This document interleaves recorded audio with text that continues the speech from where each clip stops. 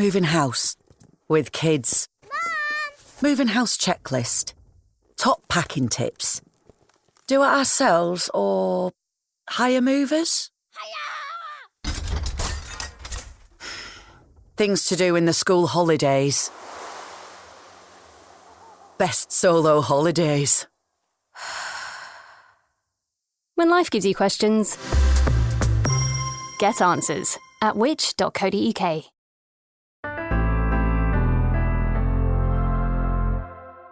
Hello and welcome to the Which Shorts podcast. I'm Rob Lilly-Jones. We're back with our first episode of 2024, and I hope you had a great Christmas and New Year, whatever you've been up to over the last week or so. Today we're returning to one of the hottest topics right now, and one that's sure to continue making headlines this year. I'm talking, of course, about artificial intelligence. In this episode, we'll hear how our teams at Which have been putting AI through its paces. And then here on the podcast for the rest of January, we'll be seeing how AI does when it comes to narrating our brilliant magazine articles here on Which Shorts. As such, we'd love your feedback. Like it or loathe it, please let us know at podcasts@which.co.uk. Right now though, let me hand you over to a real human. Here's Angus Farker to read us this piece originally written by Johnny Martin.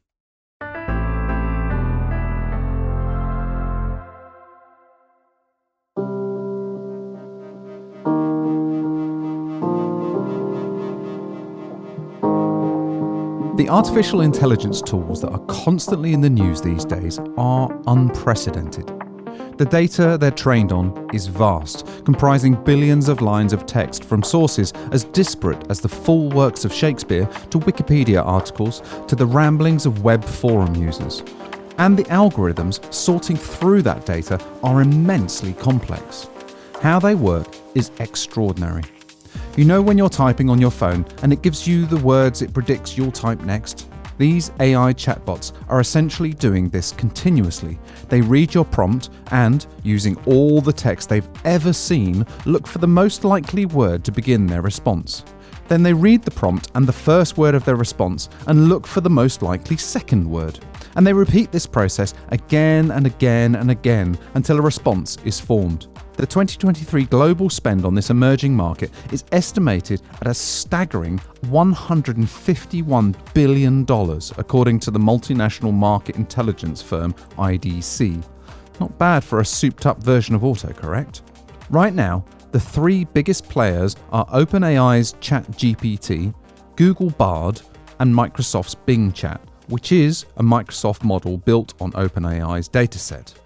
To find out more about how you can make the most of them, we've put all three to the test to see how well they perform across a variety of tasks. To help us know where to begin, we surveyed our members to see how they were already beginning to use chat-based AI. We got some very interesting answers, from one person using it to suggest names for racehorses to people using it to write computer code. But, broadly speaking, we could distill its most common application to these 5 topics. Research, such as historical topics, modern events, and pop culture. Help with customer complaints and legal advice. Creative projects, such as helping with writing and reading. Medical advice. Please don't use AI for this.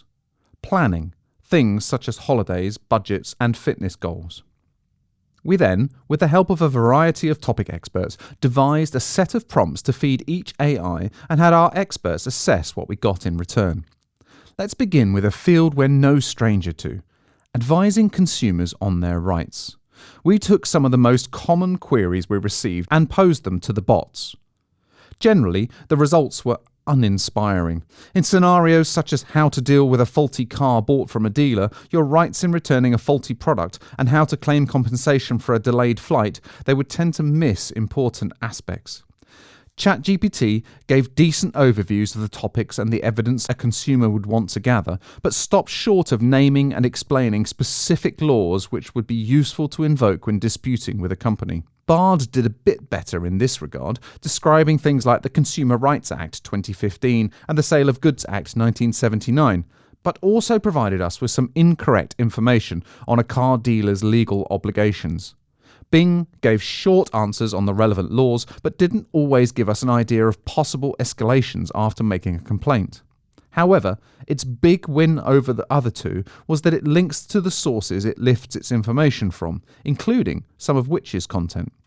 Not to toot our own horn, but we think it's safe to say we've got the bots beat on this one. Summarising text and rewriting it are two tasks at which AI bots are supposed to excel. We gave them 2 bits of complex writing, one on a philosophical theory and another on China's economy, and asked them to pull out and simplify the most pertinent points. ChatGPT and Bard were both great at this, although the latter did add a strange "my thoughts" section at the end of one response, where it gave its unsolicited take on the topic.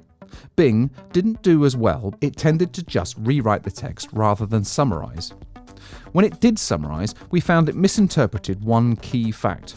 All 3 did a great job at rewriting poorly phrased writing, which is a boon for anyone looking to make their email sound a bit snappier or their prose more polished. ChatGPT did the best job at writing a short story and a fable, showcasing stronger, quote, imagination than the other 2. We did notice that all the AI stories felt generic, with the same phrases and tone repeated across the different services. We're a long way from the complexity and creativity humans are capable of, because they don't understand those 2 tenets of our species. We gave them a lovely excerpt from The Great Gatsby and asked them to make it more beautiful. They filled it with synonyms and elaborate language, but the results still lacked the nuanced beauty and depth of the original. When it comes to planning, the Which travel team attempted to use AI to plan a holiday to Greece. It didn't go very well. Bing recommended an obscure car hire service using marketing jargon seemingly pulled straight from the company's own website. ChatGPT offered up a hotel broadly recognised across various review websites as mediocre, if not poor, and Bard suggested a travel insurance firm that didn't exist. We also tasked the AI with developing a 6-month training plan to help a seasoned runner shave some minutes off their marathon time. ChatGPT would have you training incredibly intensely, while Bard was so lackadaisical you wouldn't even be ready for a half marathon.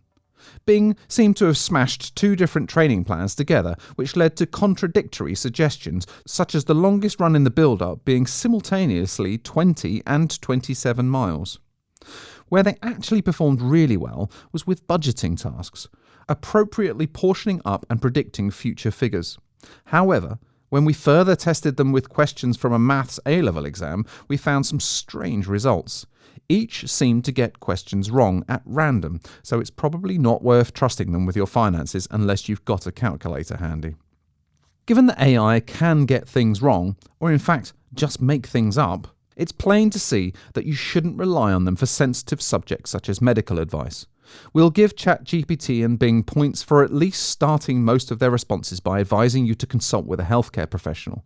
Admittedly, we were impressed with the details they went into when assessing symptoms or giving advice on healthy eating, but they would still miss information that's only a Google search away. If you're looking for medical advice online, don't trust AI. Your health is too important. Instead, consult the NHS website, nhs.uk. And finally, on research. A lot of you have been using AI as a research assistant, which makes sense given the vast array of topics it's been trained on. We asked the tools to give an overview and assessment of a couple of pop culture trends. They all did reasonably well, although Bing gave the least information and made statements without explanation or backing. Bard and ChatGPT both gave some thorough and thoughtful answers, but were overwhelmingly positive and lacked any nuance. ChatGPT was the best at providing context and more intricate details, but hopeless about more recent topics. It doesn't know anything about events beyond September 2021, whereas Bing and Bard are connected to the internet and can return more recent data. There's no shortage of history buffs at Which, and we got them to put together a list of questions. Generally, AI did okay. Of our 25 questions on the Battle of Waterloo, the Elgin Marbles, and the local history of Worcestershire, ChatGPT answered 84% correctly, while Bard and Bing Chat managed just 72%. But what was really bizarre was when we repeated some questions with multiple choice answers. Here, the bots actually performed worse, despite having the correct answer right in front of them. We believe this to be a consequence of the text prediction loop they use. By introducing multiple choice, we essentially forced the AI into drawing one less relevant source from formulating its answer, which led to more incorrect responses. Humans can be quiet when they don't know something, although not all choose to, can hold contradictory ideas in their heads, and most of the time can distinguish between what's fact and what isn't, or, at the very least, care about the truth. AI doesn't care, and it can't do any of this. It's not intelligent because it doesn't think. Thank you so much to Angus and to Johnny Martin too for his piece, which was originally written for the December issue of Which Tech magazine.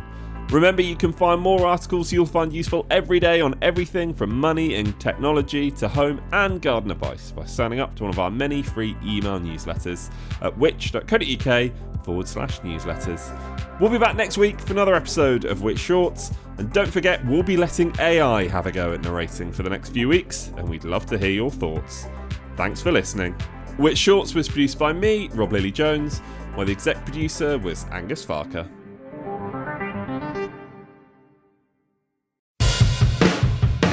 Hi, Lucia here, host of the Which Money podcast.